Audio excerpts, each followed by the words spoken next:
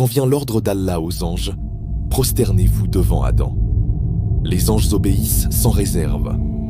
Un seul refuse, Iblis. Voici son histoire et sa relation avec Adam. Il n'est pas un ange de nature, il est des djinns, créés d'un feu sans fumée. Son refus n'est pas un doute, mais une arrogance consciente. Je suis meilleur que lui. Tu m'as créé de feu et lui d'argile.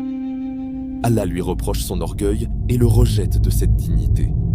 Le refus d'Iblis n'est pas une erreur isolée.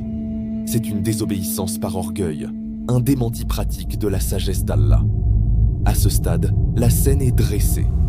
Adam honoré par la science et l'ordre divin, les anges soumis, et Iblis qui se dresse, premier rebelle. Lorsque la disgrâce tombe sur lui, Iblis demande un délai, qu'on le laisse jusqu'au jour fixé. Allah lui accorde ce répit, non comme approbation, mais comme cadre d'une épreuve universelle.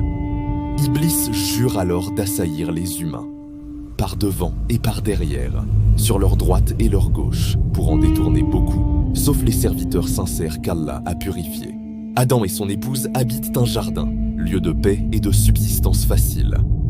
Allah leur permet d'y jouir largement, sauf de s'approcher d'un arbre déterminé. L'interdit est clair, limité, suffisant pour éprouver l'obéissance. Iblis, par la ruse et un serment trompeur, se présente comme conseiller. Il promet une royauté qui ne s'use pas, une permanence. Il déguise la désobéissance en bien supposé. Adam et son épouse cèdent, goûtent aux fruits interdits. Leur nudité leur devient manifeste. Ils cherchent à se couvrir avec les feuilles du jardin.